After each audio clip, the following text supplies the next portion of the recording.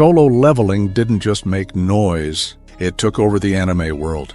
In just weeks, it had fans everywhere hooked, hyped, and hungry for more, and let's be honest, there's nothing more satisfying than watching Jinwoo rise from the weakest. E-rank hunter to the most powerful being alive. You might think nothing can match Solo Leveling, but there are some underrated gems that hit just as hard, maybe even harder, and trust me, they're absolutely worth your time. Welcome back to another video. Today I'm sharing some of the best anime like Solo Leveling, packed with overpowered protagonists, insane fight scenes, and that same exhilarating power fantasy we all can't get enough of. Number 1. The Eminence in Shadow. Most heroes want to be recognized, to stand in the spotlight and save the day. But Kagenou? He's built differently. He doesn't want fame. He doesn't want to be the chosen one. What he wants is to become the ultimate puppet master, the guy who works from the shadows, manipulating events like it's all part of a grand plan. In public, Cid plays the fool, a quiet, clueless background character, but behind the scenes, he is a one-man army.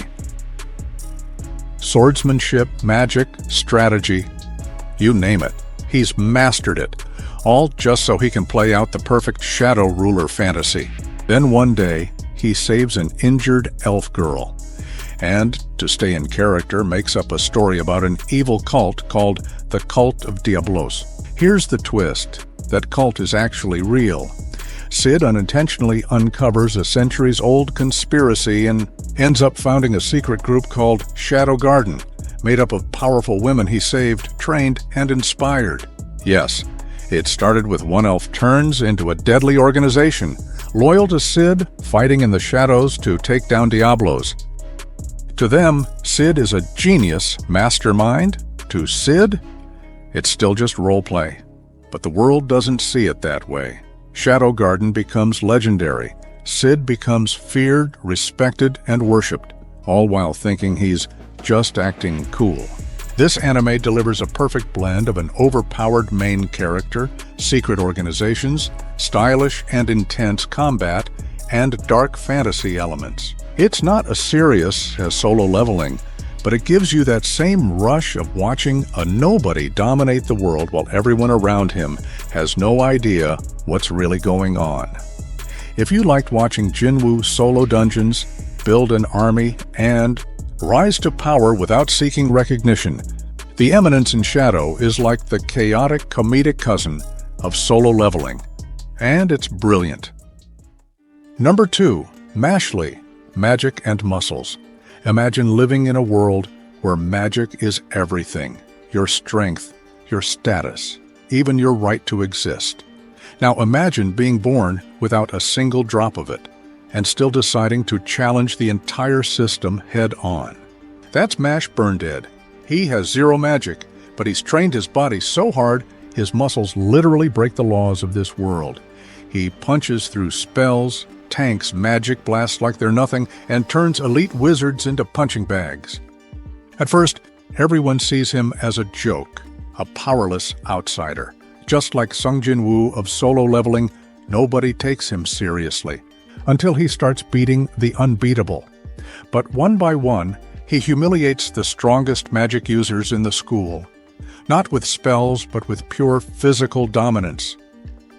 It's a mix of comedy, action, and serious underdog energy. Mash is calm, clueless, and brutally strong, and watching him break the system with nothing but willpower and biceps, it's so satisfying. If you liked watching Jinwoo get underestimated and then destroy his enemies, Mashle gives you that same energy, but with a hilarious twist. Hero! Husband! Oh, Hero! yeah. Hero! Number 3. Shangri-La Frontier. Most anime starts with a hero in a fantasy world. But what if I told you this one starts with a guy who chooses to suffer by playing the worst video games ever made?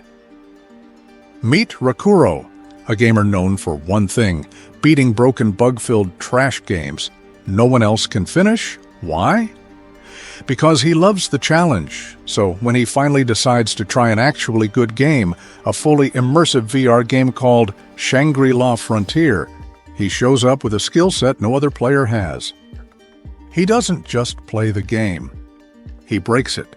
With no interest in storylines or side quests, Rakuro goes straight for the toughest bosses and the rarest loot, using pure reflexes, game sense, and confidence built from surviving the worst titles imaginable. And the best part, he's not alone for long. He teams up with powerful players, faces off against legendary monsters, and becomes a rising legend in the game's elite community, all while looking like a dude in swim goggles and a bird helmet. The animation is top tier, the fights are smooth and strategic, and the world is insanely detailed. It's a refreshing twist on the usual overpowered main character formula, more about skill than luck, and more about earning power than being handed it. So if you love the dungeon crawling, boss fights, and gaming vibe of solo leveling, Shangri-La Frontier is a must-watch, and it's only getting better with every episode. Number 4, Overlord. Ever wondered what it'd be like to get trapped in a game world, but instead of panicking, you become the final boss? That's Overlord in a nutshell. The story follows Momonga, a shut-in gamer who stays logged into his favorite virtual game until the servers shut down.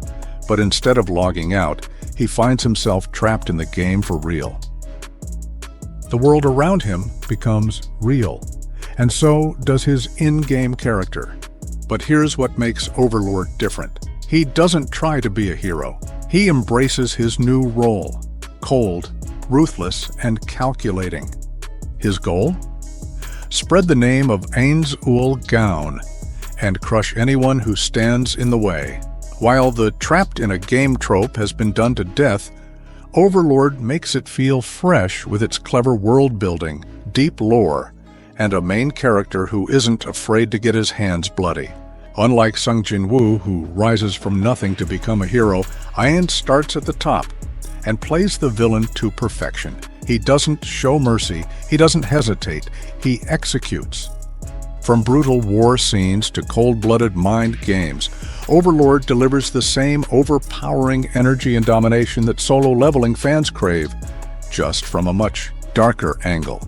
If you're into fantasy worlds, ruthless main characters, and over-the-top power scaling, Overlord isn't just worth watching, it's essential.